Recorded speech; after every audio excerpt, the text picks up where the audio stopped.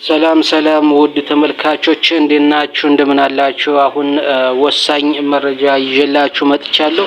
ይህ መረጃ የአማራ ፋኖ ብሔራዊ ንቅናቄን ሊያጠናክር የሚችል ከጠላት ሴራ ሊጠብቅ የሚችል የጠላት ዓላማ አሁን አማራንና የአማራን ትግል ለመከፋፈልና እርስ በርስ ለማማታት እየተጠቀመበት ያለውን ሴራ በግልጽ የሚያሳይ ስለሆነ ይህ መረጃ ለሁሉም ለሚመለከተው አካል ለፋኖ አመራሮችም እንዲደርስ እንግዲህ ይህን መረጃ ደርሷቸው የራሳቸውን አስተሳሰብ ጨምረው ሞዲፋይ አድርገው እንግዲህ ተጠቅመው ከሰርጎ ገብና ከጠላት ሴራ የአማራን ሕዝብና የአማራን ትግል በመጠበቅ ለመሰረቱን በአለት ላይ በኮንክሪት ላይ የጣለ የአማራ ብሔርተኝነትን እንዲገነቡ ያስችላል ብዬ አስባለሁ።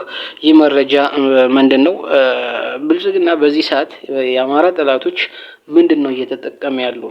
የአማራ ጠላቶች በዚህ ሰዓት አንድ በስሜት የሚጓዙትን የአጭር ርቀት ሯጮችን ትግል ማለት ዛሬ ተጀምሮ በሳልስቱ የድል ችቦ የሚበራበት የሚመስላቸው አይነት ሰዎች በርካታ ትንሽ የማይባሉ አማራዎች አሉ። አንድ እነዚህን እየተጠቀመ ይገኛል። ሁለት ወሳኝና ስትራቴጂክ ቦታው ወልቃይት ራያ ነው። ስለዚህ ወልቃይት ራያ ብዙ ሰው ሲናገር የኖረው ሁሌም እንደ ካርታ እየተጠቀመበት የአማራንን ሕዝብ ጎንደርን ከጎጃም፣ ጎንደርን ከወሎ፣ ጎንደርን ከሸዋ፣ ጎንደርን ከጎንደር፣ ሰሜን ጎንደርና ደቡብ ጎንደር እያለ እያጫረሰበት ያለው ስኳድን በመጠቀም እንግዲህ የናያሌው መንበርን ግሩፕ በመጠቀም ወልቃይት ነው።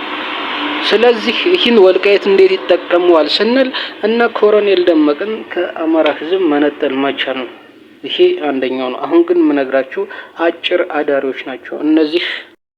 እነዚህ አጭር አዳሪዎች እነዚህ ትግል ማለት ዛሬ ተጀምሮ በሳልስቱ የድል ችቦ የሚበራበት የሚመስላቸውን ሰዎች የትምህርት ማዕረግን፣ የስልጣን ወንበርን፣ የፎርጂድ የስልጣን ወንበርን፣ ብሩንም፣ ዶላሩንም፣ ሚዲያውንም ለነዚህ ሰዎች በእጅቶ 24 ሰዓት 7ቱንም ቀን ስለዚህ በቀን ውስጥ ሁሉንም ያለውን ሚዲያና በቢሊየን ዶላሮችና ብሮች እያወጣ የሚከፍለውን አክቲቪስት ተጠቅሞ እነዚህን አይነት ሰዎች አጭር አዳሪ ሰዎችን አማራዎችን በመለየት ብልጽግና የተዋጣለት ነው። ስለዚህ እነዚህን ሰዎችን ስክሪን አውት አድርጎ ለይቶ በሚዲያ እያስለፈለፈ ድሮን እየሰራን ነው እያለ በቢሊዮን ዶላሮች እየተከራየ ቢሸፍቱ ላይና አዲስ አበባ ላይ ትርኢት የሚያሳየውን ድሮን እንደ የነዚህን ፕሮፓጋንዳ እንደ መደገፊያ እያደረገ እንግዲህ የአማራን ሕዝብ እየከፋፈለ ይገኛል። ስለዚህ እነዚህ ሰዎች በጣም ትኩረት ሊደረግባቸው ይገባል። ኃይል ሊባሉ ይገባል። ዋነኛ የአማራ አንድነት የአማራ ትግል ኋላ ጎታቾች እነዚህ ሰዎች ናቸው። አሁን ብልጽግና ሁለት ካርታ ነው ያለው።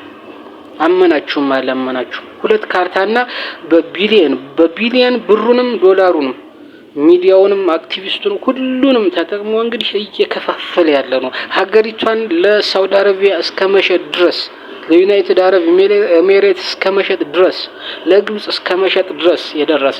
ስለዚህ አብይ አህመድ ለስልጣኑ ሲል ለኦሮሞማን ለነሽመልስ አብዲሳ ኦሮሞማን ለመገንባት ሲሉ ሀገሪቷን ለግብጽም ሽጠዋታል፣ ለሳውዲ አረቢያም ለዩናይትድ አረብ ኤሚሬትስ ሽጠዋታል።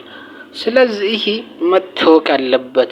አማራ አይደለም በአሰብ ጉዳይ በአበይ ጉዳይም ቢሆን ተደራዳሪው ፊት አውራሪው ሆኖ መቅረብ ያለበት የራሱን ህልውናና ብሔርተኝነቱን ለማጠናከር ተደራዳሪ ሆኖ ያለበት ራሱ አማራው ነው መሆን ያለበት።